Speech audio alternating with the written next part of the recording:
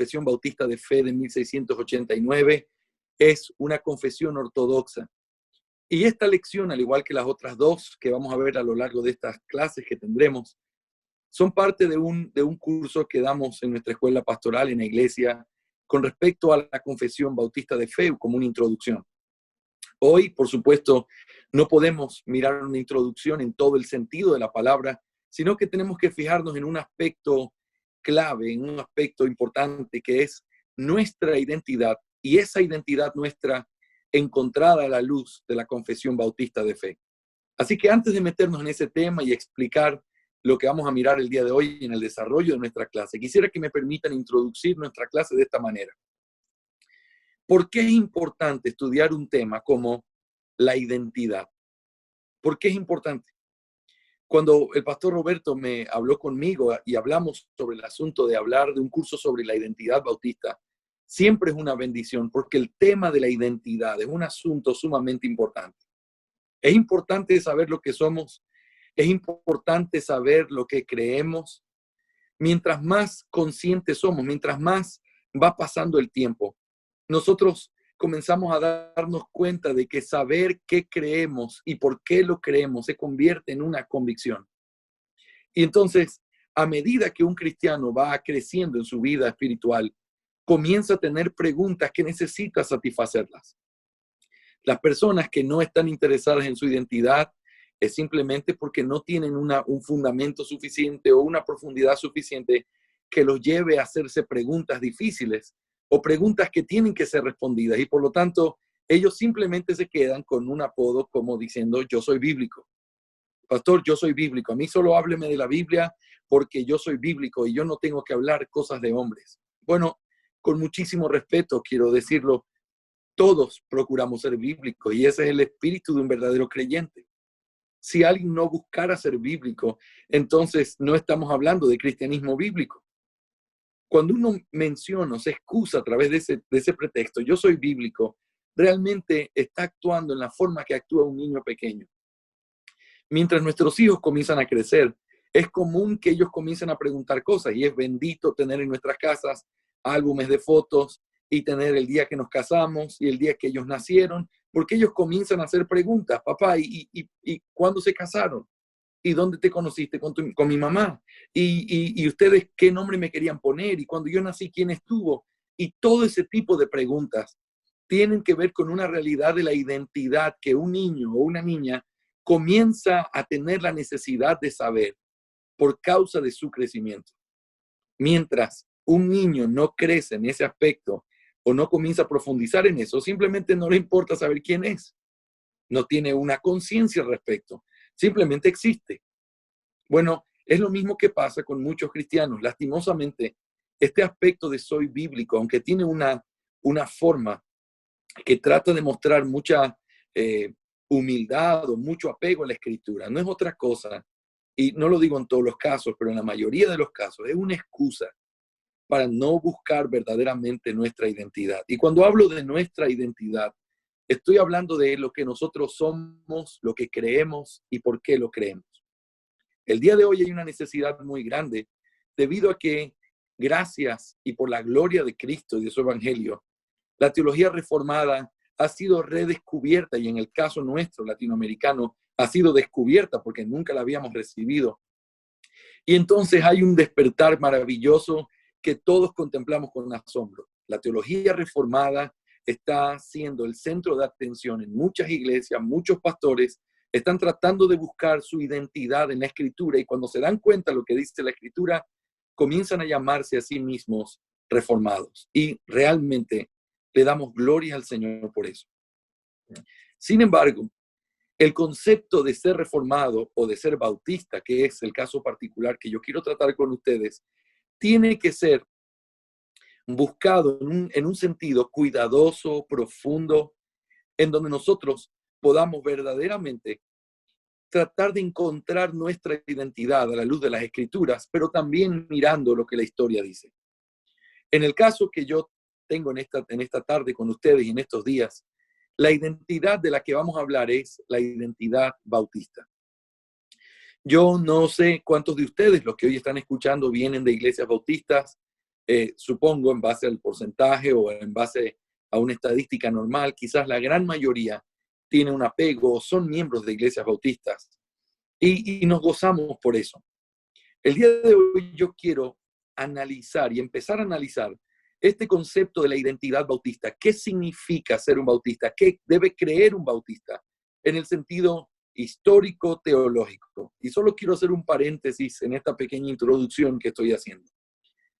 De ninguna manera nuestro estudio o nuestro entendimiento será hecho en un concepto sectario, como quien enseña diciendo que la iglesia bautista es la única iglesia verdadera. Que el Señor nos libre de tener un pensamiento tan erróneo al respecto, porque no se trata de una denominación. Al hablar de bautistas, no estamos hablando de pertenecer a una denominación bautista, estamos hablando de convicciones doctrinales, convicciones que creemos que fluyen directamente de las páginas del Nuevo Testamento y que nosotros las hemos tomado porque creemos que en el desarrollo histórico fueron llamados bautistas los que creen, los que creyeron y enseñaron las cosas que hoy, después de analizarlas y buscarlas en Escritura, hemos llegado a la conclusión de que son lo que la palabra del Señor enseña. Así que cuando hablamos de identidad, es necesario que nosotros tengamos que ir a buscar esa identidad en la fuente. Muchos, si uno conoce la historia, muchos se darían cuenta que los bautistas que hoy están y los bautistas que hoy caminan en el mundo son muy distintos a los bautistas que empezaron, por decir así, esta tradición bíblica y que llegaron a América a través de la conquista de ese nuevo mundo, tratando de buscar una diferencia en las cosas que ellos vivían en Inglaterra. Los que llegaron a América y plantaron las iglesias bautistas eran lo que se conocía históricamente como los bautistas particulares. Eran llamados así o conocidos así porque su teología era una teología reformada y particular, se le llamaba, haciendo énfasis en el aspecto de la expiación o la redención particular. Es decir, ellos eran calvinistas que pregonaban que Cristo vino a morir por su pueblo, tal como lo enseñaba el mundo reformado y lo enseña el mundo reformado el día de hoy. Por lo tanto, si nosotros vamos a buscar una identidad bautista, no podemos mirarla en una identidad moderna. No podemos tratar de entenderlo ni siquiera mirando el Seminario Bautista del Sur que está en Louisville, Kentucky.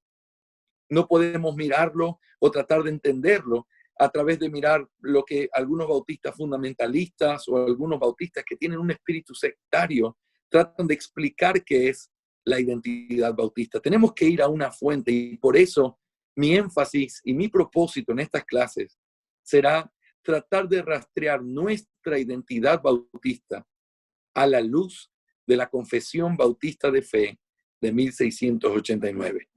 Lo que eso significa es que vamos a dar por sentado, vamos a decir que en ese documento se recoge la verdadera fe y lo que se pregonaba como una doctrina bautista que le daba la identidad a todos aquellos que se llamaban así. Así que si nosotros miráramos el mundo hoy, estoy casi terminando esta introducción, pero si nosotros miráramos el mundo hoy, un grupo muy grande de bautistas ha tomado la escena y son los llamados bautistas fundamentalistas. Los bautistas fundamentalistas tenemos que reconocer que son nuestros hermanos. Lastimosamente, muchos de ellos están completamente cegados por un espíritu de celo, tratando de guardar una identidad que ha sido determinada por ellos. Y entonces no es extraño escucharlos hacer énfasis en cosas que antiguamente no eran las convicciones que movían a las iglesias bautistas. Pero también tenemos un grupo que surgió en el siglo pasado, donde comenzaron a enseñar que los bautistas venían desde Juan el Bautista y por lo tanto la iglesia bautista es la única iglesia verdadera. Llegaron a decir cosas tan extrañas y completamente ajenas a la escritura, como el hecho de decir que el día que esté Cristo con su novia, los que estaban ahí son personas que los bautistas son la novia y todos los que están ahí como invitados son simplemente los las otras denominaciones o grupos religiosos que no son la iglesia verdadera, según ellos, la iglesia bautista. Mis hermanos, este concepto tampoco obedece al concepto bíblico histórico de nuestra identidad como bautistas. Antes de continuar y de poder establecer algunas cosas, alguien pregunta, Darwin está preguntando, ¿qué diferencia hay entre la confesión bautista de 1689 y la confesión de Westminster? Bueno, Darwin, sin querer pasar de lado tu pregunta, quiero decirte, es un poco lo que vamos a mirar, especialmente cuando lleguemos en la última parte, cuando nosotros consideremos nuestra identidad no solamente es ortodoxa, no solamente es reformada, sino que nuestra identidad es bautista. Y cuando acentuemos esa parte, voy a mostrar con detalle las diferencias que tenemos con respecto a los presbiterianos o todos los que sostienen la confesión de Westminster. Así que lo vamos a explicar con detalle y te ruego que me tengas un poquito de paciencia mientras vamos elaborando la idea para que pueda quedar claro cómo vamos hilando todos estos pensamientos. Así que agradezco mucho sus preguntas, son muy bienvenidas y voy a tratar de leerlas y contestarlas todas en el tiempo oportuno. Así que muy bien, estamos hablando de la identidad, hemos dicho la identidad es importante, hemos dicho la identidad hay que buscarla en el lugar correcto y entonces eso nos lleva a tener que considerar la Confesión Bautista de Fe de 1689. Antes de meternos en nuestra primera clase, quiero hacer un pequeño recuento histórico de dónde surge esta confesión y cuál es el propósito que esta confesión tiene. Los bautistas, a diferencia de lo que algunos grupos modernos enseñan, nacieron en Inglaterra en el siglo XVII. Es decir, estamos hablando de los años 1600, aproximadamente los años 1630 hasta los años 1638. Nosotros encontramos que en la historia, dentro del movimiento que se llevó a tener dentro de la Reforma Protestante, en Inglaterra las cosas sucedieron de una manera diferente. ¿Y qué fue lo que pasó? En Inglaterra, a diferencia de Europa continental, la Reforma llegó a través de la providencia de Dios en un acto que muchos lo han catalogado como un acto pecaminoso, a veces es confuso, pero realmente es un acto extraño de la providencia de Dios. Y lo que surgió fue que Inglaterra era un estado unido a la Iglesia Católica. El rey Enrique VIII estaba casado con Catalina de Aragón, que era la nieta de los reyes de España. Y ella era una mujer, lógicamente, con mucho poderío. Recuerden, en esos años, estamos hablando cerquita del tiempo en que América fue descubierto, todo el poderío que tenían los reyes católicos de España. Entonces, este rey Enrique está lleno de muchas leyendas lo que sucedió, pero vamos a tratar de ser muy puntuales. Él aparentemente no podía tener descendientes hombres con esta mujer y entonces comenzó a argumentar que por el hecho de que Catalina había sido la esposa de su hermano, porque efectivamente fue así, el hermano de Enrique se casó con ella, pero el hermano de Enrique murió y entonces se la dieron a Catalina en matrimonio. Cuando ellos se casaron, él decía o comenzó a argumentar que era la maldición de Dios, citando algunos textos del Antiguo Testamento, de que él había visto la desnudez de la mujer de su hermano y por lo tanto Dios lo había maldecido y que ese matrimonio no tenía fruto, por lo tanto él pedía divorciarse. Escribió la petición formalmente, el Papa Romano, lejos de hacerlo por temor a Dios, por un asunto político, negó ese divorcio. Y entonces lo que hizo fue que Enrique rompiera relaciones con la Iglesia Católica, estableciendo una propia iglesia nacional, donde ya no iban a tener al Papa como cabeza, sino que ahora el rey sería la cabeza de esa iglesia. Y entonces ahí es el comienzo de la iglesia anglicana. Lógicamente, por todo lo que había sucedido en el pasado, muchos escritos de Lutero y especialmente de Calvino habían llegado. Y esto hizo que muchas personas verdaderamente estuvieran esperando una reforma bíblica como había sucedido en otros países a través de la reforma de Lutero o lo que había pasado en Ginebra. Entonces, cuando la iglesia deja de ser católica y se vuelve protestante, pero un protestantismo realmente ficticio, muchos de estos hombres trataron de ayudar para que la iglesia tomara verdaderamente una forma protestante y no fuera simplemente una iglesia católica con otra cabeza. A través de todo este proceso, que es una historia larga y muy fascinante, por cierto, se las recomiendo, nosotros encontramos que este es el comienzo de la famosa historia de los puritanos. Eran gente que al ver lo que había sucedido con la iglesia anglicana, estaban tratando de purificar la iglesia porque ellos veían que la iglesia no era suficientemente pura, sino que seguía conservando el viejo ropaje católico romano. Entonces, la Inglaterra de esos años fue dividida en un sentido religioso, en aquellos que estaban a favor de la iglesia y aquellos que estaban fuera de la iglesia o en contra de la iglesia. Y los que estaban a favor de la iglesia estaban divididos en aquellos que querían reformar la iglesia y aquellos que simplemente se amoldaron a lo que la iglesia era. De esta lucha espiritual, y vuelvo a repetir, con muchos detalles históricos importantes en medio, entonces surgen diferentes grupos que comenzaron a estudiar y a reformarse verdaderamente y comenzaron a entender cosas, por ejemplo, como el gobierno eclesiástico, y comenzaron a decir, es que no puede ser que la iglesia funcione simplemente como una iglesia gobernada por una sola cabeza. Esto es lo mismo que el catolicismo. Esto no es cristianismo. Y entonces, prácticamente el anglicanismo funcionaba con el rey dando órdenes o gobernando a través de los sacerdotes que habían, a través de cada una de las parroquias que habían en el país. Por lo tanto, este aspecto llevó a que muchos decidieran definitivamente salir de la iglesia anglicana y comenzar iglesias locales. Así empezó el movimiento de las iglesias congregacionalistas. Los congregacionalistas eran hermanos que creían en la teología del pacto tal como le enseñaban los presbiterianos, pero estos hermanos creían que la iglesia no debía funcionar como estaba funcionando la iglesia anglicana. No debía ser una iglesia nacional, sino que debían ser congregaciones locales gobernadas por sus propios pastores, congregaciones con su propia autoridad. Sin embargo, a pesar de entender esto muy bien, ellos siguieron manejando su teología o su entendimiento del pacto, bautizando niños y participando o entendiendo el pacto como algo que es entre los creyentes y también con sus hijos.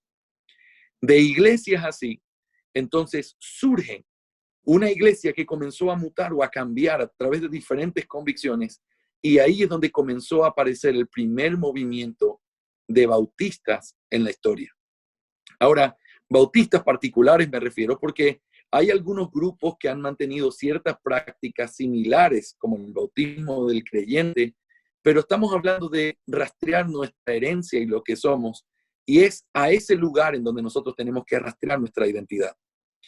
Entonces esta iglesia comenzó a dividirse por algunas razones, por algunas convicciones doctrinales, pero finalmente comenzaron a establecerse iglesias sólidas que, a diferencia de los congregacionalistas, ellos, igual que ellos, creían en que el gobierno debía ser de la iglesia y los ancianos debían gobernar la iglesia, pero ellos comenzaron a notar que la Biblia claramente enseñaba que el bautismo debía ser para los creyentes y que el bautismo era lo que afirmaba la membresía de alguien en el nuevo pacto.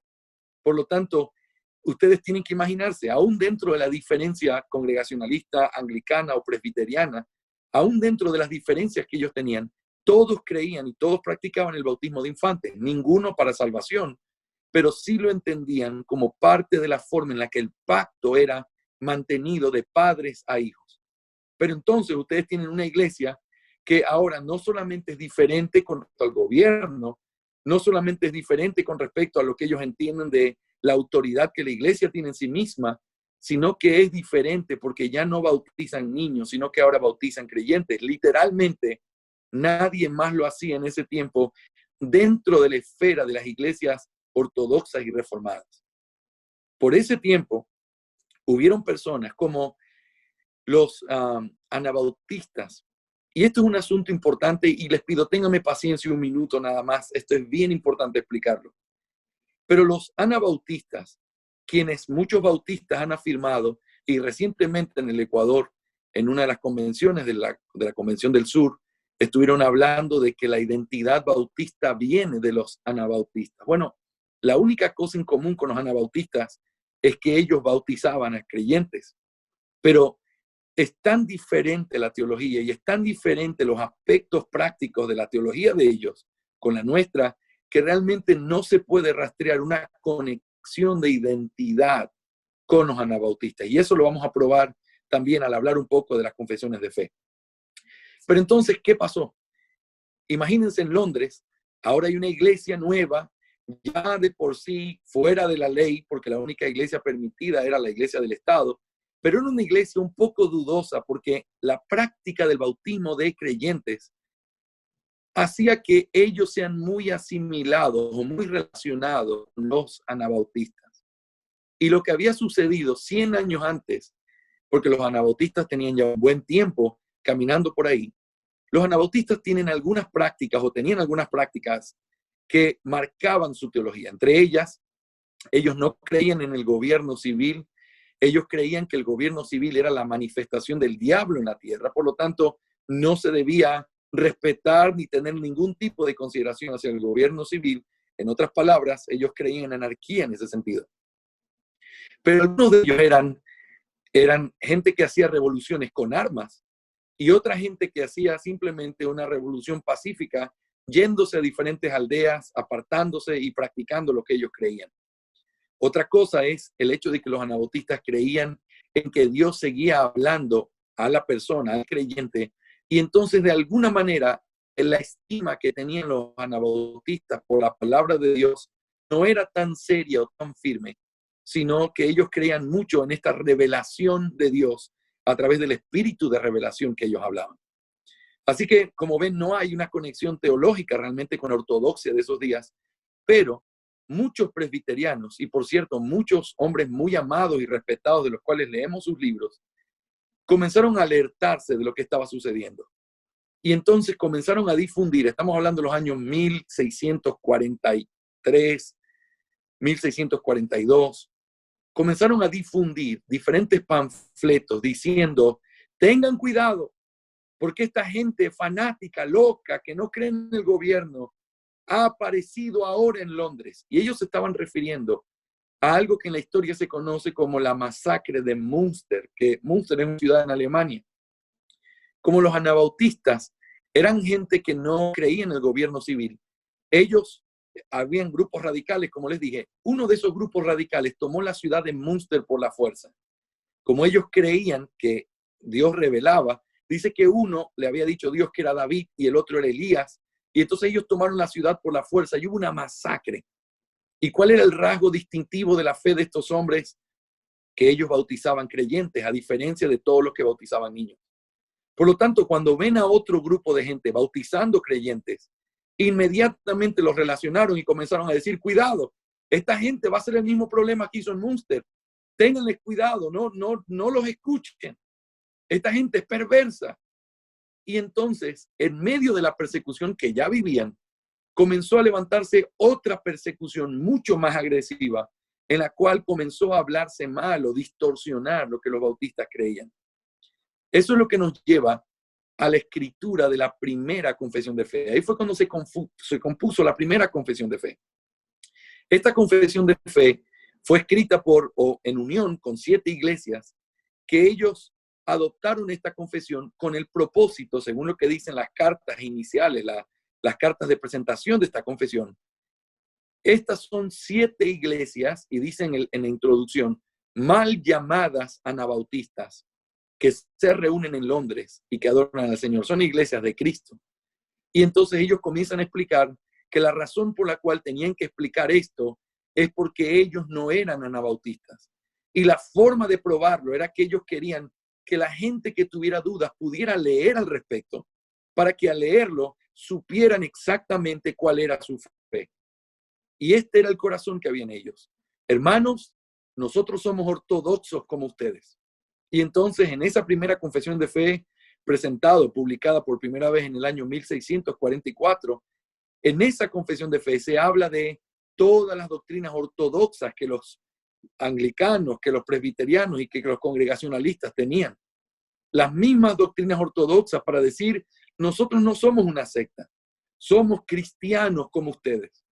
Pero luego, también la confesión de fe tenía la demostración de que ellos eran cristianos reformados, hablando con respecto a cómo ellos entendían el libre albedrío, igual que lo entendían los presbiterianos, cómo entendían el pacto de Dios en un sentido de que Dios había escogido un pueblo y había enviado al mediador por ese pueblo. Todo eso presentado con claridad. Y finalmente, ellos sí dejaron en claro, pero aunque nosotros somos ortodoxos y somos reformados, nosotros somos distintos a ustedes en estas convicciones. Y entonces esto es parte de la pregunta que me hacía, creo que era Darwin, en ¿cuál es la diferencia? Bueno, la diferencia es puntualmente en lo que tiene que ver con el gobierno de la iglesia y especialmente en el entendimiento del pacto. Cuando lleguemos a nuestra lección sobre esa característica bautista de nuestra fe, vamos a explicar con detalle. Solo quiero adelantarles esto. La teología del pacto es un asunto sumamente importante. Le damos gloria al Señor que hay cosas que están saliendo a la luz sobre la teología del pacto que antes no las teníamos. Tengo en mis manos en estos días, estamos dando la última revisión al libro del doctor Sam Renahan sobre el pacto que se llama El misterio de Cristo, su pacto y su reino. Está a punto de salir y ser publicado y tenemos el privilegio de estar trabajando en ese libro. Es una alegría saber que se está aprendiendo más sobre el pacto, porque una de las cosas, o mejor dicho, el punto central que hizo la diferencia entre por qué presbiteriano o por qué bautista es el entendimiento que la gente tiene de la doctrina del pacto. Es así de importante y así de importante su aplicación en la práctica. Por eso los bautistas son diferentes a los presbiterianos. Ahora, como era de esperarse, esta confesión fue recibida con un poco de recelo, algunos de ellos diciendo, esto es como un poco de veneno, están poniéndonos comida buena para que creamos que ellos son buenos, pero esto tiene veneno, aquí hay algo malo. De alguna manera, la identidad bautista siempre fue relacionada con la persecución. Siempre era o lo uno o lo otro, o eran los católicos, o eran los presbiterianos, o eran los anglicanos, pero alguien en poder y con el poder de imponer la religión, perseguía a todos aquellos que no estaban de acuerdo con la religión del Estado. Y entonces, muchos años después, y estoy llegando casi al final de esta reseña histórica breve, muchos años después, cuando surgió la Confesión de Westminster, que ha sido catalogada como el documento teológico más importante que se ha escrito y que se ha hecho, y tiene por supuesto, récords absolutamente insuperables, tanto tiempo de discusión, tanta gente erudita sentada, meditando sobre esas verdades y exponiéndolas de una manera tan preciosa como lo hicieron en la Confesión de Westminster. Ahora, los bautistas, una vez más, ya habían pasado algunos años de la primera vez que publicaron su confesión de fe, estamos hablando ya del año 1677. Los bautistas tomaron la confesión de Westminster que se hizo en el 46 y usándola de base para poder demostrar lo mismo que trataron de probar con la primera confesión de fe. Nosotros somos como ustedes, nosotros somos sus hermanos, nosotros somos cristianos ortodoxos, nosotros somos reformados, pero nosotros somos diferentes. Por esa razón ellos toman la confesión de Westminster y le hacen una edición cambiándole aquellas cosas que son de identidad bautista. No hay un cambio en lo que tiene que ver con la ortodoxia, no hay un cambio en lo que tiene que ver con la doctrina reformada básica. El cambio es en el entendimiento del pacto y, por supuesto, en la eclesiología y en las ordenanzas alrededor de la eclesiología. Por lo tanto, todas estas cosas nos enseñan que siempre hubo el mismo corazón en los bautistas de tratar de mostrar, nosotros somos cristianos como ustedes, ortodoxos, somos reformados, pero somos diferentes, nosotros tenemos convicciones diferentes, somos bautistas. Así que, después de dar esta breve introducción, ahora sí quiero pedirles a todos que podamos ponernos con respecto a nuestro apunte y vamos a analizar. Pero antes de meternos en eso, quiero mirar aquí algunas preguntas que han hecho. La primera dice, ¿por qué la confesión bautista no es reconocida como histórica por algunas iglesias y sí la de Hamburgo, Belga y la Heidelberg? Sencillamente por la misma razón. Fíjate que es muy triste que aun cuando tiene muchísima similitud y tiene Son pocos los párrafos o los capítulos que han sido editados. Aún con tanta similitud, no es considerada por muchas iglesias, sobre todo por las iglesias presbiterianas extremas. No así por hermanos que tienen una visión un poco más universal del asunto. Pero lastimosamente, si tú hablas con un presbiteriano que practica su presbiterianismo desde una perspectiva muy sesgada, él te va a decir, ustedes bautistas no son reformados. Los reformados son los que seguimos la doctrina de Calvino y ustedes no bautizan niños. Bueno, Calvino estaba equivocado y su entendimiento con respecto al bautismo de niños estaba equivocado. Y por eso estamos diciendo, y fíjense el orden que les enseñé, empiezan la iglesia anglicana, hay un grupo que quiere reformarla y de ese grupo surge la iglesia congregacionalista. Pero de esa iglesia congregacionalista ya un poco más reformada que la iglesia anglicana, surge la iglesia bautista. Sin que suene como una broma, realmente creo y tenemos la convicción de que la iglesia bautista es la iglesia que no se quedó simplemente en el aspecto tradicional de la reforma, sino que realmente fue consistente con la doctrina de la reforma. Y eso significa, la doctrina bautista fue la que volvió a la escritura más que las otras enseñanzas o la otra forma de doctrina que muchos hermanos entendieron. Si nosotros pudiéramos contemplar, y solo quiero darles algunos ejemplos, porque no quiero meterme en los ejemplos que sí vamos a mirar en nuestro desarrollo más adelante. Pero si ustedes ven, por ejemplo, solo algo muy básico, nosotros aprendimos, y es parte de la teología reformada y de la sola escritura, el entender que el principio regulativo, el cual nos enseña que la única manera agradable para adorar a Dios es a través de adorarlo de la forma que Él estableció y no de ninguna otra manera. Ahora, eso lo aprendimos de Calvino, eso lo aprendimos de los puritanos, pero yo quiero que piensen en esto. El bautismo es una parte importantísima de la adoración a Dios porque es una de las dos ordenanzas. Y no existe ninguna sola evidencia escritural del bautismo de niños. Y uno dice, espérate, pero nosotros aprendimos el principio regulativo con ellos. Ellos nos dijeron, no hagas nada que la Biblia no diga. Dios es el único que tiene derecho a decir lo que hay que hacer. Y nosotros decimos amén. El punto es, aunque ellos lo afirman y de ninguna manera creo que lo hagan con una mala intención, no hay consistencia en la aplicación de lo que eso significa.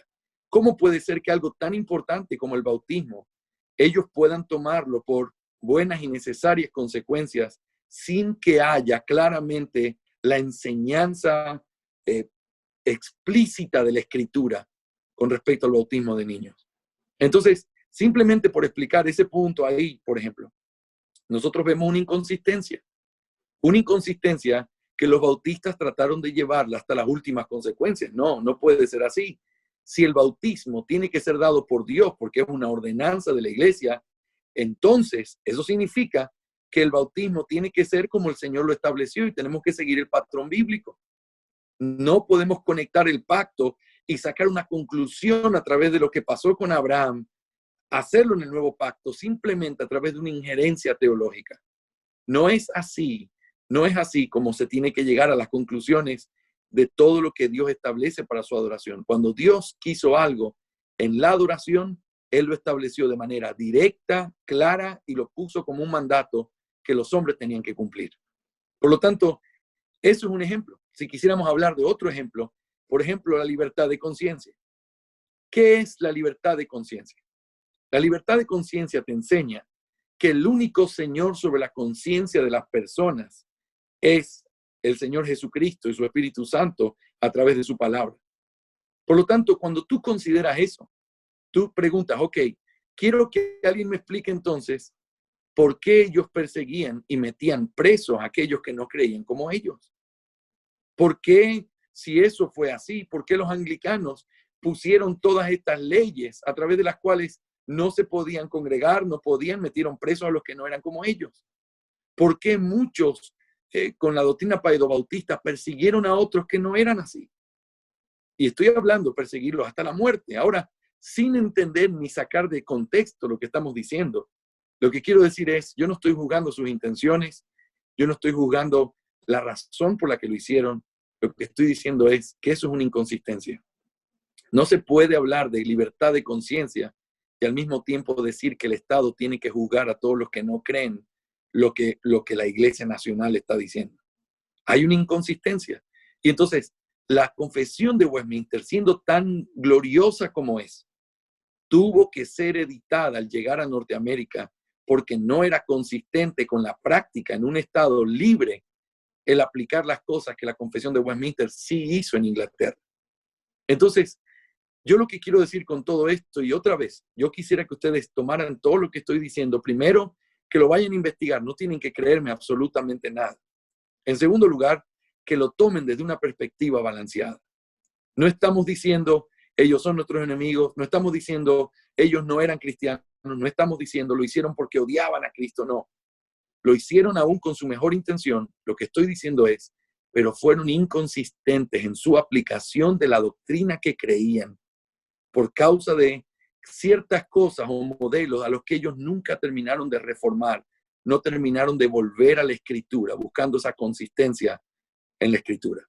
Por lo tanto, los bautistas son cristianos reformados que buscaron ser consistentes con la palabra predicada. Y es lo mismo que tenemos que tratar de seguir haciendo hoy. Una iglesia reformada no es una iglesia que simplemente predica las doctrinas de la gracia. Yo le doy gracias al Señor y vuelvo a repetir esto. Este es mi corazón hacia esto. Doy gloria al Señor porque muchas personas están enseñando las doctrinas de la gracia, aún dentro de iglesias carismáticas, aún dentro de iglesias que tienen una dudosa procedencia eclesiológica. Le doy gloria al Señor que ellos estén hablando de la elección incondicional. Mi punto es este. Aún en eso, uno tiene que ser consistente y siempre tenemos que volver a la Escritura.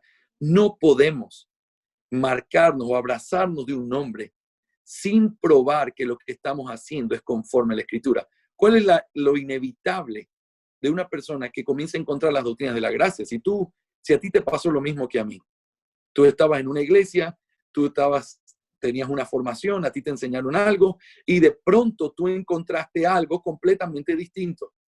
Yo me acuerdo la primera noche que comencé a cuestionar, y si estoy equivocado, yo ya era pastor de una iglesia, y si estoy equivocado en lo que estoy enseñando, y si lo que estoy diciendo no es así, Señor, tú sabes que no lo hice con mala intención, pero ayúdame a ser fiel. Y entonces cuando tú comienzas a cuestionar lo primero, comienzas a cuestionar lo segundo, y luego simplemente se abren todas las puertas y tú dices, ok, vamos a empezar de nuevo. Que la Biblia sea lo que nos guíe, que la Biblia sea lo que nos lleve hasta las últimas consecuencias. Ese es el corazón detrás de la verdadera reforma. Por lo tanto, lo que estoy diciendo únicamente es esto. Nuestros hermanos reformados les faltó consistencia al poder mirar y analizar aspectos tan importantes como la libertad de conciencia. Aspectos tan importantes como el hecho de entender el bautismo como una ordenanza, que no puedes llegar a la conclusión de cómo se tiene que hacer una ordenanza. Dios te la tiene que dar porque es un mandato positivo. Por lo tanto, partiendo desde esos aspectos, nuestra identidad se encuentra entonces fundamentada en estos escritos históricos. Estos escritos que nos ayudan a conocer cuál era el corazón o la verdadera fe de los bautistas. Y hoy, los que reclamamos esa herencia como bautistas reformados, tenemos que estar informados de este tema, porque esto es realmente nuestra identidad. Así que yo quiero invitarles a todos a que puedan acompañarme en este último tiempo de clase que tenemos hoy, a poder considerar este primer apunte que puse delante de ustedes, en el cual he seguido el patrón de lo que mi amado hermano y profesor, el doctor Sam Waldron, hace en su clase de introducción a la confesión de fe. Él divide la confesión precisamente en estos tres aspectos históricos. La confesión es ortodoxa, es reformada y es bautista. Y creo que es una buena manera de dividir, tomando la forma en la que lo ve y la forma en la que los historiadores lo presentan. He hecho lo mismo, y en lo que va a consistir nuestras clases a partir de ahora es analizar la confesión bautista de fe de 1689. Número 1, yo quiero analizarla para que si tú te identificas con nuestra fe bautista reformada, tú puedas saber, esto es lo que creemos. Mucho me temo, y no es culpa nuestra, es porque estamos en un proceso de aprender. Pero hay muchas cosas que no hemos llegado a entenderlas en la profundidad o en la implicación directa que tiene para nuestras vidas. Por lo tanto, la primera cosa que quiero hacer es llevarte en este recorrido breve, mirando la confesión y que tú puedas obtener a partir de ahí un verdadero entendimiento de lo que la confesión tiene la intención de decir. Pero en segundo lugar, quiero mostrarte a través de la confesión de fe que este aspecto de decir que ellos eran ortodoxos, reformados y bautistas no es simplemente un aspecto para decirlo, sino una realidad que se puede demostrar. Y eso es precisamente de una manera muy visible cuando nosotros tomamos cada uno de estos temas. Lo que yo hice fue una cosa muy sencilla. Si estamos mirando que la confesión es ortodoxa, entonces yo dije, ¿de dónde surge la ortodoxia que nosotros creemos y levantamos hoy? Y uno inmediatamente piensa, bueno, en el credo de los apóstoles. El credo de los apóstoles ha servido como una herramienta en la iglesia para determinar los creyentes de los que no son creyentes en el sentido cristiano. Quien no sostiene el credo de los apóstoles en un sentido general no se puede llamar cristiano. Por eso hombres como Arrio y como otros fueron puestos como anatemas delante de la iglesia de Cristo porque ellos no eran ortodoxos. Pero luego, si estamos considerando que la confesión es reformada, la pregunta que yo hago al estudiar ese tema, que lo vamos a ver en nuestras próximas clases, es ¿en qué podemos resumir la doctrina reformada? Y lo que hice fue tomar las 3 solas principales de la reforma. Sabemos que son 5, pero 3 eran las originales. Y eran sola escritura, sola fe y sola gracia. Y cuando nosotros analizamos esas 3 solas y lo que eran las implicaciones de esas solas en la doctrina reformada, la pregunta ¿es eso lo que enseña la confesión de fe? Y maravillosamente llegamos a la conclusión que sí. Y finalmente, cuando veamos la confesión bautista como una confesión bautista en sí misma, yo quiero meterme un poquito, realmente no tenemos el tiempo y solo quiero hacerlo como un panorama. Quiero que veamos la distinción fundamental y todas las implicaciones prácticas que tiene entender la Biblia como la entendemos los bautistas. Eso golpea quiénes deben ser bautizados, quiénes deben participar de la cena, cómo debe estar establecida una iglesia local, cómo debe ser gobernada. Todos los aspectos que nosotros podemos imaginarnos de lo práctico de la eclesiología surgen desde un aspecto profundo, grande, como es la teología del pacto. Por lo tanto, ese es nuestro mapa de aquí para adelante y yo quiero animarte, yo espero estarte animando a que sepas que esto es algo asombroso y espero transmitirte realmente la pasión que tengo por hablar de este tema y que esto pueda ser algo que nos edifique, nos guíe, nos enseñe. Así que, sin tomar más tiempo, vamos a revisar juntos esta primera lección y vamos a mirar la parte ortodoxa de la Confesión Bautista de Fe de 1689. Si alguien tiene alguna duda durante estoy hablando, con mucho gusto pueden hacerla. Si creo que es oportuno para todos, puedo parar y contestarla. Y si no, pues seguimos y al final voy a tratar de leer todas las preguntas y tratar de contestarlas con la ayuda del Señor. Introducción. Mira tu apunte que lo tenemos ahí. Lo primero que encontramos al examinar la Confesión Bautista de Fe de 1689 es que es una confesión ortodoxa. La palabra ortodoxia en este contexto se usa para reconocer la posición o fe básica del cristianismo. Es decir, lo que ha sido proclamado y creído por los cristianos a lo largo de la historia. Si alguien niega alguna de las doctrinas básicas, no estoy usando diapositivas, mis hermanos, sino lo que estamos usando es un apunte que lo tienen y si alguien lo tiene, pido que lo reenvíen de alguna manera para que todos lo tengamos. Cuando hablamos de ortodoxia, estamos hablando de lo que los cristianos han proclamado y creído a lo largo de la historia. Si alguien niega alguna de estas doctrinas básicas de la fe cristiana, está negando su cristianismo. Es de común acuerdo el reconocer que esta ortodoxia cristiana se encuentra correctamente expresada en el documento histórico llamado el Credo de los Apóstoles.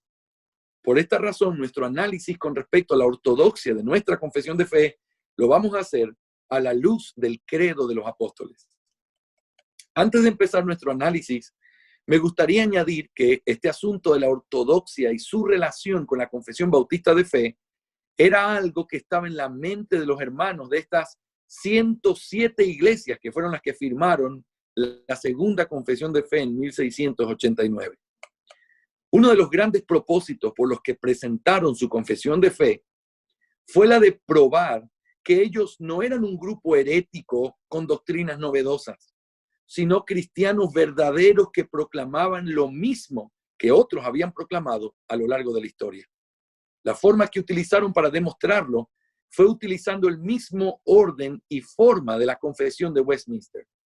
Y lo único que ellos hicieron fue editar ciertas cosas en las cuales ellos tenían diferentes convicciones bíblicas. En el prólogo original de la confesión leemos lo que ellos dijeron al respecto. Escuchen esto. Una de las cosas importantísimas, si tú eres un bautista reformado, yo quiero animarte. Una de las cosas que tú tienes que leer es las cartas originales que venían con la confesión de fe. Con nuestra editorial estamos tratando de publicar, espero que en poco tiempo, quizás en un mes, un libro que se llama Fe y Vida para los Bautistas, del Dr. James Renahan. Ese libro tiene las fuentes primarias, que son las minutas de las asambleas de la confesión de 1689, y también todo el tema de lo que surgió de ahí, el catecismo, pero también los documentos originales, como esta introducción. Yo quiero que sepas que cuando uno lee simplemente la confesión, hay cosas que tú tienes que saber o entender de antemano para entender con más profundidad lo que la confesión dice. Y una de esas cosas es tratar de entender el corazón que estos hermanos tenían. Estos hermanos tenían un corazón, por decirlo así, universal. Un corazón que no se creían los únicos cristianos sobre la tierra.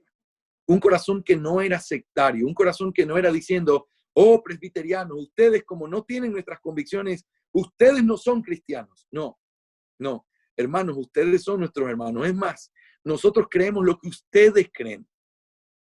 Solo un paréntesis importante de algo que siempre me gusta recalcar.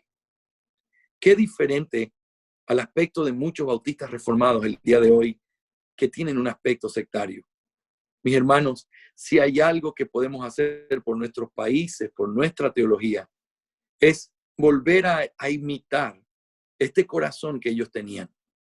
Pareciera que es un insulto para nosotros encontrar iglesias carismáticas que tienen las doctrinas de la gracia. Y uno dice, oh, qué aberración. No, no es una aberración.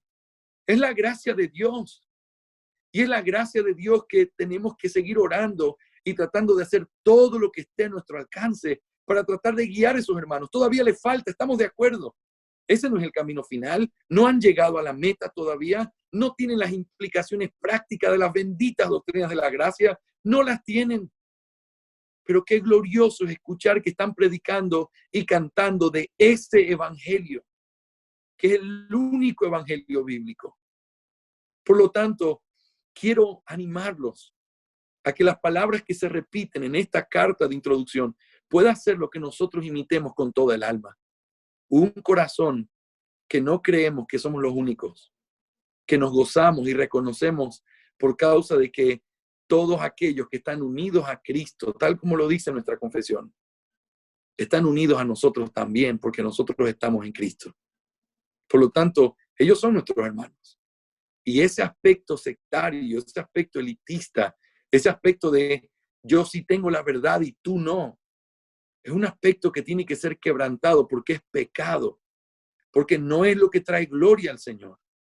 Lo que trae gloria al Señor es aprender a mostrar la verdad, enseñar la verdad, tratar de discutir con la verdad amorosamente, pero no eliminar, no atacar, no simplemente decir, tú no eres cristiano, yo no te recomiendo ni te reconozco. Una de las cosas que es la implicación práctica de creer en un cristianismo universal es saber que no es una cosa que lo hacemos porque somos buenas personas, sino que es nuestra obligación el tener que reconocer a todos aquellos que están en Cristo, al igual que nosotros. Así que este no es un mensaje de ecumenismo, este no es un mensaje de simplificación. Quiero recordarte que estás hablando conmigo en medio de una clase sobre nuestra identidad bautista. Estoy convencido de esto y lo enseño con toda mi pasión. Pero enseño también el verdadero equilibrio que creo que la Biblia nos enseña. Abrazamos nuestras convicciones sin dejar de abrazar a nuestros hermanos, aunque no tengan las mismas convicciones. Mira lo que dice esta carta. En cuanto a esto, a la Confesión de Fe de Westminster, no encontrando ningún defecto en lo que fuera establecido por la Asamblea y posteriormente por aquellos de convicción congregacional, prontamente concordamos que sería mejor retener el mismo orden de la presente confesión. Además, observamos que los congregacionalistas, por razones que parecen importantes tanto para ellos y para otros, han elegido no solo expresar sus pensamientos en palabras similares a las de Westminster, en lo que se refiere a todos los artículos en que concuerdan, sino también hacerlo en su mayor parte sin ninguna variación de los términos. De igual manera, concluimos que es mejor seguir el ejemplo de ellos y hacer uso de las mismas palabras en estos artículos, que son muchos, en los que nuestra fe y la doctrina es la misma que la de ellos. Lo hicimos principalmente para manifestar nuestro consentimiento con ambos en todos los puntos fundamentales de la religión cristiana, así como con muchos otros, cuyas confesiones ortodoxas han sido publicadas para el mundo en nombre de los protestantes en diversas naciones y ciudades, y también para convencer a muchos que no tenemos intención de obstruir a la religión con nuevas palabras, sino que estamos prestos a estar de acuerdo con estas sanas palabras, que con el consentimiento de las Sagradas Escrituras, otros antes de nosotros, declarando a través de esta, ante Dios, los ángeles y los hombres, nuestra amistosa concordancia con ellos, en las sanas palabras protestantes, en las sanas doctrinas protestantes, las cuales son tan clara evidencia de las Escrituras que ellos han afirmado. De hecho, algunas cosas se han añadido en ciertos lugares, algunos términos omitidos y algunos pocos modificados, pero esos cambios son de naturaleza tal que debido a ellas no debe haber duda ni ninguna acusación o sospecha de herejía por parte de cualquiera de nuestros hermanos. Déjame explicarte un aspecto bien importante aquí. La confesión de fe, nuestra confesión de fe bautista de 1689, es una edición de la confesión de Savoy, y la confesión de Savoy fue una edición de la confesión de Westminster. Muchas veces se mantienen los mismos términos, el mismo orden y la misma cantidad de párrafos. Pero aunque a veces se cambian por aspectos doctrinales, como evidentemente la doctrina del pacto, en la confesión de Westminster dice que el pacto de gracia es un solo pacto en dos administraciones distintas. Nuestra confesión de fe, completamente en desacuerdo con eso, dice que el pacto de gracia se manifestó a través de una promesa, primeramente a Adán, y luego a través de pasos posteriores se fue revelando hasta ser revelada en su máximo esplendor en el nuevo pacto. Ya tendremos tiempo para explicar lo que esas palabras significan.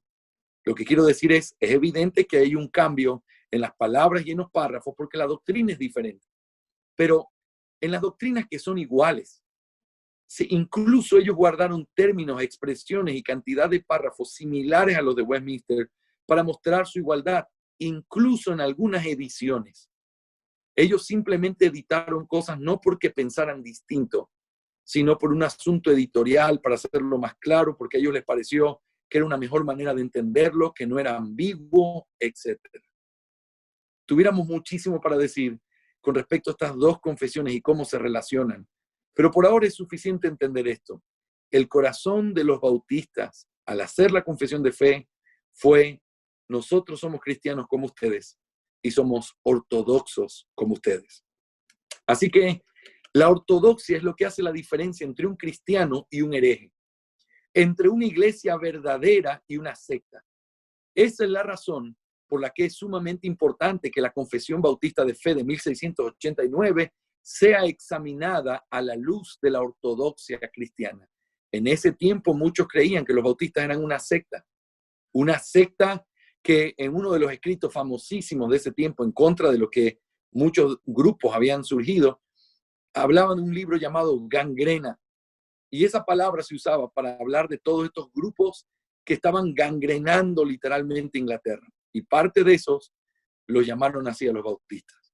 Ahora, es una ignorancia llamarlos así, porque se está probando a través de esto que ellos eran ortodoxos igual que los presbiterianos, igual que los anglicanos. Así que vamos a mirar en primer lugar la ortodoxia cristiana considerada.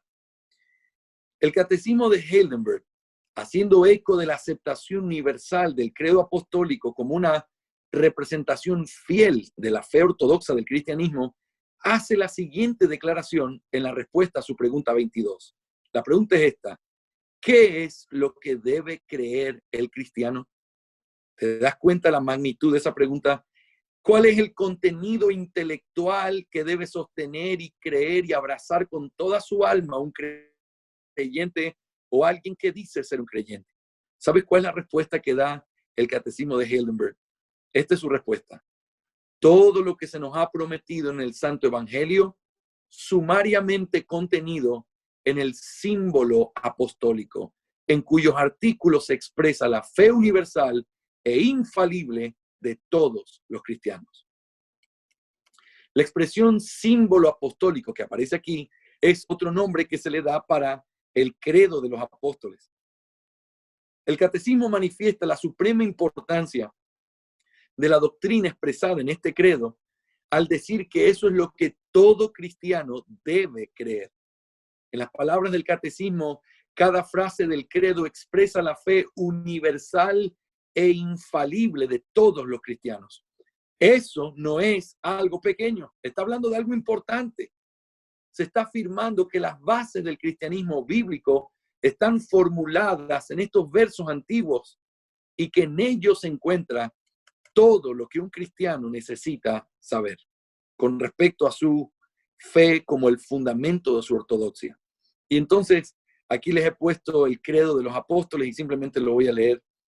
Creo en Dios Padre Todopoderoso, Creador del cielo y de la tierra, y en Jesucristo, su único Hijo, Señor nuestro, que fue concebido del Espíritu Santo, nació de la Virgen María, padeció bajo el poder de Poncio Pilato, fue crucificado, muerto y sepultado, descendió a los infiernos, al tercer día resucitó de entre los muertos, ascendió al cielo y está sentado a la diestra de Dios Padre Todopoderoso. Y desde allí vendrá al fin del mundo a juzgar a los vivos y a los muertos. Creo en el Espíritu Santo, la Santa Iglesia Universal, la comunión de los santos, el perdón de los pecados, la resurrección de la carne y la vida perdurable. Así que estamos considerando la ortodoxia que nosotros tenemos.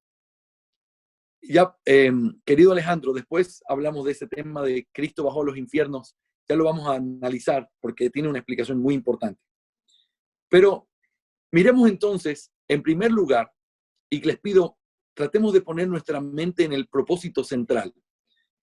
La ortodoxia cristiana la estamos considerando y ahora vamos a mirar entonces el contexto histórico del credo de los apóstoles. Todo esto es importante para entender lo que estamos diciendo. Después de la muerte de los apóstoles, la iglesia cristiana tuvo que enfrentar las dificultades naturales de tener que pasar por un periodo extraordinario que estaba marcado por milagros, revelaciones directas y la presencia misma de los representantes de Cristo en la tierra, hacia un periodo más ordinario de oficiales eclesiásticos que, lejos de tener la autoridad para determinar lo que es verdad, deben abrazarse de la enseñanza apostólica como la máxima autoridad sobre la fe y práctica de la iglesia. Hablando del periodo post-apostólico, Carl Trueman consolida los desafíos que la iglesia tuvo que enfrentar en dos grandes aspectos.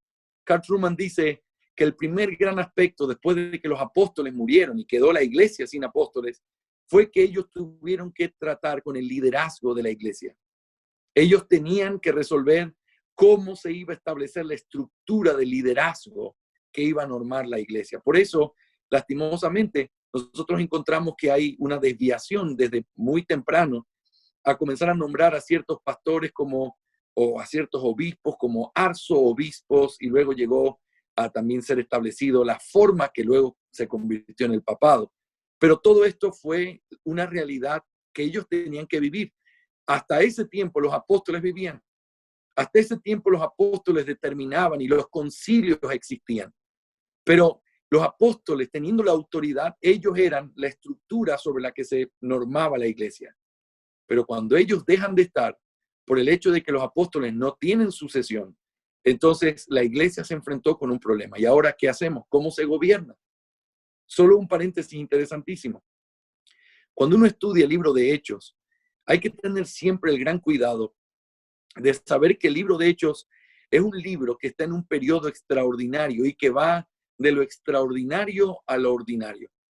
Muchos cometen errores eclesiológicos y entre ellos, tengo que decirlo con mucho respeto, la mala interpretación presbiteriana de Hechos capítulo 15 hace que ellos establezcan y digan, ¿ves? Ahí hubo un concilio donde la decisión que se tomó tiene que ser aplicada a todas las iglesias, porque allá habían iglesias y lo que se dijo ahí, eso fue y normó para todas las iglesias. Y la respuesta es, sí, eso es verdad. Sin embargo, eso es verdad en el contexto extraordinario en el que se encontraba. Habían apóstoles vivos, la iglesia estaba en un periodo de transición y no podemos nosotros tomar eso como simplemente decir, ahí está el patrón bíblico para aplicarlo nosotros hoy, porque el periodo extraordinario que estaban viviendo no es igual al ordinario que hoy vivimos. Déjame ilustrártelo de dos maneras rápido. Número uno, la Biblia habla de poner el cimiento y sobreedificar. Esa figura o esa ilustración tiene que ayudarnos a entender y es una manera de interpretar la Biblia. Cuando uno interpreta la Biblia, tiene que saber que hay un periodo en el que el cimiento se estaba poniendo y para ese cimiento se necesitó de todo el poder extraordinario que Dios estaba dando. Dios lo dejó a sus apóstoles como representantes suyos en la tierra para que ellos hicieran el trabajo que Él lo hizo a través de ellos. En ese trabajo, ellos recibieron la palabra de Dios literalmente y la dejaron por escrita a través de la inspiración del Espíritu Santo, de manera que el fundamento de la iglesia fue puesto. Pero luego se comenzó a sobreedificar sobre ese fundamento y eso lo encontramos en muchos lugares del Nuevo Testamento. Sin embargo, nosotros también podemos entender que la iglesia de Hechos fue una iglesia que partió del fundamento hacia el periodo de levantar los cimientos o levantar, perdón, el edificio sobre los cimientos. Nosotros encontramos que en el libro de Hechos había hombres que hablaban de parte de Dios, habían revelaciones y de pronto encontramos que ya cuando está puesto el cimiento, Dios ya no habla por revelaciones nuevas, sino a través de su palabra revelada. Y esa es la diferencia. En el tiempo de los cimientos habían apóstoles, profetas, evangelistas. No vamos a discutir hoy sobre los evangelistas, pero creo que ellos eran también parte del periodo apostólico. Y luego quedaron los pastores y maestros. No estoy diciendo que no haya que hacer trabajo evangelístico. Estoy diciendo que no hay los requerimientos para poder nombrar evangelistas en nuestras iglesias hoy. Sí tenemos requerimientos para nombrar pastores y diáconos. Entonces, hay una diferencia. Un periodo extraordinario, un periodo ordinario. Eso fue precisamente lo que pasó en el tiempo de los apóstoles. La otra ilustración que te iba a dar es esta. Me gusta decirlo como en la forma de una mujer que está embarazada y una mujer que da a luz. El bebé que está dentro de su vientre se alimenta de una forma, vive y sobrevive de una forma distinta como lo hace cuando sale de su vientre. Y entonces, de la misma manera, la iglesia en ese periodo vivió y tuvo ciertos lineamientos diferentes a lo que después sería su vida, por decirlo así, ordinaria, después de la muerte de los apóstoles, cuando el fundamento fue terminado. Así que los primeros cristianos, después de los apóstoles, quedaron con esa duda. ¿Qué vamos a hacer ahora? Ya no hay apóstoles. Pero el segundo tema que había en controversia del tiempo de los padres de la iglesia, que también Carl Truman lo dice, es con respecto al contenido o de qué se tenía que enseñar o predicar en las iglesias. ¿Qué es la fe cristiana? ¿Qué es la fe cristiana? Era una pregunta importante porque recuerda, desde el tiempo de los apóstoles, muchos falsos maestros salieron por ahí. Y entonces la preocupación era, ¿qué es la fe cristiana universal? Desde el tiempo apostólico, los enemigos de la fe combatieron ferozmente contra la iglesia. El apóstol Juan advirtió que aquellos que vendrían negando que Cristo había venido en la carne, advirtió de ellos. Pablo advirtió a los pastores de Éfeso sobre los lobos que se vestirían de oveja para hacerle daño a las iglesias. En ese tiempo de transición fue muy notorio por parte de un grupo llamado los docetistas, quienes sostenían la idea de que Cristo solamente aparentó tener una naturaleza humana, pues en su visión pagana, la materia era considerada como algo pecaminoso o inferior, y entonces no podía ser real. Si Cristo fue hombre, entonces no pudo haber sido un hombre.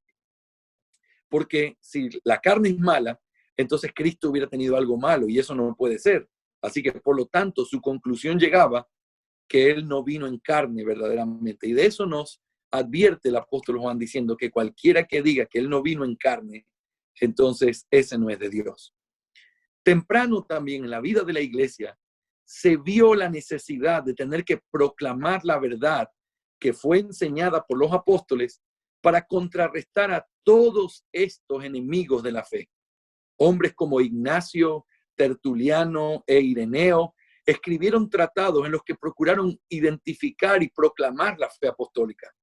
Tertuliano, por ejemplo, en uno de sus tratados en contra de la herejía, él resume la fe apostólica en los siguientes puntos. Él dice: Dios es el creador de todas las cosas. Cristo es Dios. El Espíritu Santo es Dios. La venida del reino y el juicio final. Eso, decía él, es lo que tiene que creer un cristiano. Aunque nadie sabe quién lo escribió ni cuándo fue escrito, el credo apostólico es referido por primera vez en una carta de Ambrosio de Milán en el año 389 después de Cristo, en donde se hace referencia al credo como algo que ya era algo antiguo para ese tiempo. Es decir, en el año 389 él ya hablaba de eso como un documento viejo. Los eruditos han considerado que el credo pudo haber sido escrito alrededor del siglo III. La característica particular de este credo es que hasta antes de su aparición, todo lo que tenemos tiene un matiz personal y local. Por ejemplo, las declaraciones y tratados de hombres en particular sobre diferentes temas. Cuando todavía no estaba el credo apostólico, lo único que encontramos en la historia es escritos de gente confesando su fe. Pero lo particular de este credo es que es una confesión general de parte de los cristianos. Creemos, esto es lo que creemos como iglesia. Y recuerda que tiempo después comenzaron también a hacerse todos los anatemas. Y quien no lo crea no es parte de la iglesia, no es cristiano. Así que esta es la característica de lo que nosotros vemos como el credo apostólico. Y este es su contexto histórico. Pero ahora hablemos de su contenido teológico. Su contenido teológico. El contenido del credo de los apóstoles puede ser bosquejado y analizado de diferentes maneras. En su exposición sobre el credo, J.I. Packer clasifica su contenido de la siguiente manera. En primer lugar, la Trinidad. En segundo lugar, la creación. En tercer lugar, la encarnación. En cuarto lugar, el Espíritu Santo. En quinto lugar, la iglesia. En sexto lugar, el perdón de los pecados. Y en séptimo lugar, la esperanza cristiana. Por su lado, el catecismo de Heidelberg lo divide en tres partes. Dice el catecismo que habla de Dios el Padre y de nuestra creación. La segunda parte habla de Dios el Hijo y de nuestra redención. Y la tercera habla de Dios el Espíritu Santo y nuestra santificación. Aunque hay diversidad de opiniones con respecto a los detalles, hay un acuerdo común en que los temas considerados en el credo son intencionalmente trinitarios y buscan demostrar correctamente la autoridad del Padre como creador de todas las cosas, la naturaleza del Hijo como Dios manifestado en carne y la obra perfecta del Espíritu Santo. El fundamento del cristianismo descansa sobre la comunión del creyente con el Dios Trino. Algunos atribuyen a John Owen la frase que está añadida en el capítulo 2, párrafo 3, donde en la confesión de Westminster no aparece la última parte, que sí aparece ahí, y lo que dice ahí es que de esta doctrina de la Trinidad depende nuestra comunión con Dios. Y es interesantísimo pensar que ese siempre ha sido el entendimiento de la iglesia cristiana. Uno no puede tener una verdadera relación con Dios si no es una relación entendida en el contexto trinitario. Por ejemplo, simplemente un ejemplo sencillo. Cuando oras, nuestra oración tiene que ser correctamente dicha en el sentido de identificar a cada persona de la Trinidad en base a lo que cada persona de la Trinidad ha hecho. Yo puedo orar diciendo, gracias Padre por haberme escogido desde antes de la fundación del mundo, aún sin merecerlo, sin tener nada que ofrecerte. Gracias por haber escogido a tu Hijo y entregarme en sus manos antes de la fundación del mundo. Pero también gracias al Señor Jesucristo por su obra perfecta hecha en la cruz. Él vino a vivir la vida perfecta y tomó forma de hombre y murió una muerte indeseable como el peor de los criminales. Pero resucitó al tercer día y hoy está sentado a la diestra del Padre. Y gracias al Espíritu Santo, quien en el momento oportuno, decretado por el Padre, vino, me dio vida y me permitió ver al Cristo crucificado y yo pude creer. Gracias por su obra de santificación. Gracias por sostenerme en medio de las pruebas. Cuando uno entiende esa diferenciación y comienza a profundizar en la obra que cada una de las personas de la Trinidad hace, cuando aprendemos a mirarlos en el esplendor de su gloria individual y al mismo tiempo conectarlos como el Dios único que son, nosotros aprendemos a desarrollar nuestra verdadera comunión con Él. Y eso es algo que la iglesia cristiana lo ha entendido, está reflejado en nuestra confesión de fe, pero así fue como fue organizado el credo apostólico. El credo apostólico es un credo trinitario. Es un credo que habla al Padre, Dios el Padre, como aquel creador del cielo y de la tierra. Luego habla de Dios el Hijo, de Jesucristo, como ese Salvador perfecto que se hizo hombre, que vino, que resucitó, que ascendió y que hoy está sentado a la diestra del Padre y quien va a venir a juzgar a los vivos y a los muertos. Y en tercer lugar, al Espíritu Santo, quien hace la obra de la comunión en la iglesia local y quien por causa de su obra, nosotros somos lo que somos. Esa forma, esa estructura trinitaria es lo que hace del credo apostólico la ortodoxia de nuestra fe. Nuestra ortodoxia está basada en la Trinidad. Toda nuestra comunión, todo lo que somos, toda nuestra fe está basada en la Trinidad. Nuestra fe ortodoxa está basada en la Trinidad también. Así que eso me lleva a mi segundo punto en esta tarde, que es la ortodoxia cristiana, pero ahora comparada. No solamente considerada, sino ahora comparada. Vamos a comparar esta ortodoxia cristiana con nuestra confesión de fe para entender cómo la confesión de fe recoge cada uno de estos pensamientos y los explica, los expone, los deriva de una manera muy fructífera, mostrando cómo nuestra fe es completamente ortodoxa. Así que miremos en primer lugar, Dios el Padre. En primer punto, entonces, creo en Dios Padre Todopoderoso, Creador del cielo y de la tierra. 3 observaciones podemos hacer sobre esta primera parte del credo. Primero, en esta declaración del credo empieza su reconocimiento de que la deidad está perfectamente organizada y puede, aunque muy limitadamente por nuestra incapacidad, ser entendida en su conformación. No es solo Dios. En esta frase se refiere a Dios, el Padre, introduciéndonos a la verdad de que la iglesia cristiana ha entendido al único Dios verdadero en más de una persona. Podemos afirmar entonces que la Trinidad es presentada en este credo, pues aun cuando no proclama de manera explícita la deidad del Hijo y del Espíritu Santo, la forma de su estructura, es decir, su división natural en 3 partes, la cual tiene a cada una de las personas de la Trinidad como fundamento, es una muestra de esa repartición o de ese entendimiento trinitario. Así que esa es la primera observación. La segunda observación que podríamos hacer es que al utilizar el adjetivo todopoderoso y llamarlo creador de todo, está manifestando no solamente su lugar como creador, sino que también el credo está proclamando sus atributos relacionados con la obra creadora. Podemos pensar por lo menos en 5 de ellos. Su autoexistencia, lo cual es uno de sus atributos divinos que lo hacen inmensamente diferente y mayor a nosotros, pues significa que Él no depende de nada externo a Él para su existencia. Él está completo en sí mismo y no tiene necesidad de nada. Esta verdad nos lleva a pensar al mismo tiempo en la necesidad vital que tenemos de Él como criaturas. Somos creados a partir de su poder y nosotros no podemos existir fuera de Él. Fíjate qué importante esta observación. Creo en Dios Padre, creador.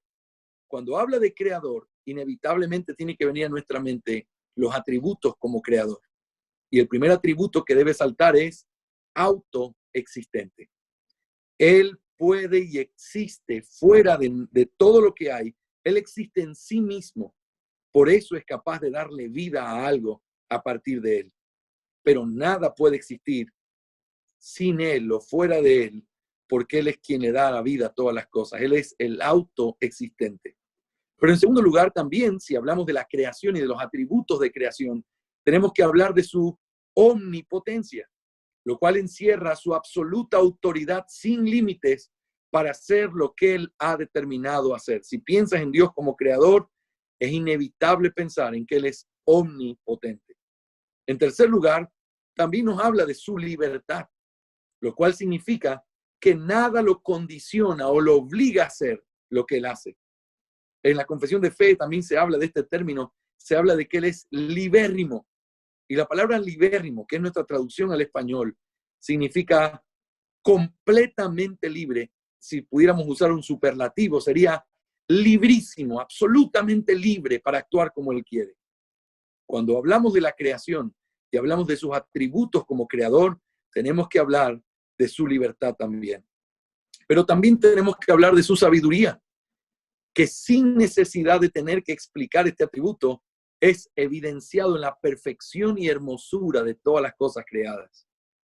El Dios que creó, otro atributo que es claramente visible en la creación, es su sabiduría. Y en quinto lugar, su eternidad. Es un atributo que puede ser entendido a partir de la observación. Eso es lo que nos dice Romanos 1. A través de las cosas creadas pueden saber su eterno poder. Y la palabra eterno implica este concepto, la eternidad que está en aquel que creó todas las cosas. Si este mundo tiene un creador, y eso es lo que el credo está afirmando, eso significa que el mundo tuvo un comienzo. Y por esta razón, su creador necesariamente tiene que ser de una naturaleza distinta a su creación. Si la creación tuvo un comienzo, el creador debe ser eterno. Ese sería el razonamiento en la observación humana de la eternidad de Dios al mirar todas las cosas que Él ha hecho. Pero hay una tercera observación. Fíjate, hemos visto el orden de las personas de la Trinidad al decir a Dios el Padre. Lo primero que tiene que venir a nuestra mente es el credo apostólico. Tiene la intención de que nosotros podamos entenderlo.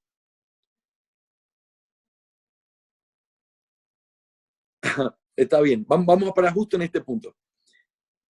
El credo apostólico tiene la intención de que entendamos en primer lugar que Dios es en una Trinidad, por eso lo llama Dios el Padre. En segundo lugar, también sus atributos como creador, y hemos visto 5 de esos atributos que están conectados a su obra de creación. Pero en tercer lugar y último, en esta noche, la expresión creador del cielo y de la tierra manifiesta la importancia que tuvo el correcto entendimiento de la creación en la mente de la iglesia primitiva. Así como J.I. Packer ha observado, este es uno de los asuntos importantes que fueron considerados en la ortodoxia e incluidos en este credo. Una persona comienza a perder el camino cuando no tiene un adecuado entendimiento de la distinción o la relación entre creador y criatura. Errar en esta distinción nos lleva a tener una mala comprensión de quién es Dios, quién es el mundo y quiénes somos nosotros mismos. Es decir, si alguien no empieza su entendimiento de lo que dice la palabra y de cómo entiende el mundo desde la verdad de que Dios creó todas las cosas, por más profundos que sean sus análisis o sus interpretaciones, siempre terminará alejado de la verdad y de la ortodoxia cristiana. Por eso es tan importante proclamar a Dios como el creador de todas las cosas. Sé que esto es un contenido un poquito denso, teológico, pero es importante. Y voy a parar aquí, simplemente quiero decir dónde vamos a continuar en nuestra próxima clase, que es el día jueves. Vamos a continuar mirando ahora cómo aparecen estas verdades presentadas en la Confesión Bautista de Fe de 1689. Si hay tres cosas que hemos observado claramente en esta primera línea, que aparentemente no dice demasiado, pero podemos ver cómo en ese credo apostólico, todo lo que el credo implica está expresado en una confesión que es mucho más completa, mucho más extensa, que eso, para algunos, esa es la distinción entre un credo y una confesión. El credo es más breve, la confesión es más expresada, y la idea es, en la confesión de fe se expresa mucho más, pero partiendo desde estos principios que surgen de esta frase tan sencilla: creo en Dios Padre, creador del cielo y de la tierra. Así que vamos a parar aquí por ahora y vamos a abrir la oportunidad para poder hacer preguntas sobre el tema que estamos hablando, sobre lo que ustedes quisieran preguntar. No sé, mi hermano Roberto, si lo hacemos a través de mensajitos o si lo hacemos a través de preguntas con micrófono abierto. ¿Cómo suelen hacerlo?